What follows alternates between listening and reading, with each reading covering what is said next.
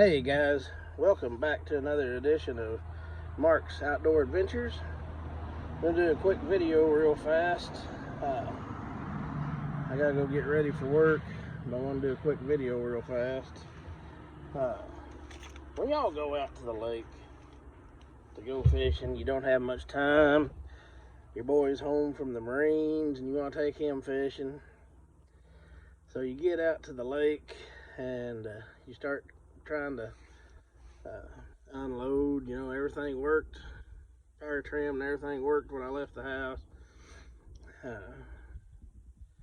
So you get out to the lake and you go to unload, and you get unloaded, and your boy's pulling the boat trailer back up the ramp to go park. And all of a sudden it dawns on you, you didn't put the dang plug in the freaking boat. And you holler, hi, back the trailer back down. And get the trailer back down in the water. Start to load the blasted boat and trim it up to get it on the trailer. Got it on the trailer. And of course, you know, whenever you mash down on the throttle to get it to scoot up on the trailer, the motor, your big motor goes down a little bit. It gets over 2,000 RPMs. The trim doesn't hold it up, it squashes it down. Well, the motor's down, and I hit the trim to trim it back up so we can get out of the water. The freaking motor don't come up. You're like, oh no. It's kind of like one of those deals, as Larry the Cable Guy said, I was madder than a midget with a yo-yo. And take top off the motor. Freaking fuse. Dang fuse.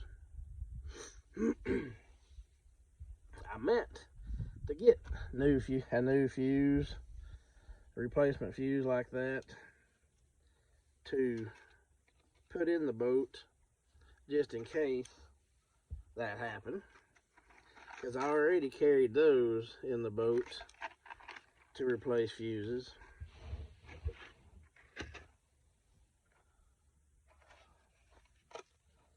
So I got a replacement to go on the boat motor, and then an extra one to stay in the boat.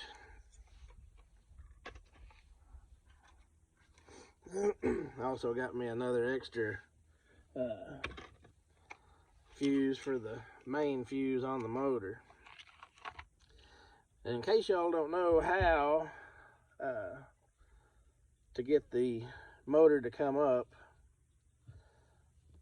when your fuse blows out, you need a jumper wire. Make you a jumper wire, or if you had some tin foil, you could have wrapped around put around these prongs and plugged it back in. That'll jump it. But what I did, I took my multi-tool needle nose multi-tool, and stuck the needle nose down in each socket where those two silver blades go. You stick your needle nose or your old one with some aluminum foil around it, or make you a jumper wire, like I said. Any kind of pliers will work. Anything that you can go across the two wires where these plug in, and that'll get you back in business when it's just the fuse and there's not something wrong with the motor or the fluid or something, or one of your solenoids goes out or something like that. if it's stuck in the up position, it's not that big a deal. There's a screw on the side of the motor. I'll do a video on it another day. But there's a screw on the side of the motor that you can back off, and the motor will slowly come down. You can get it back on your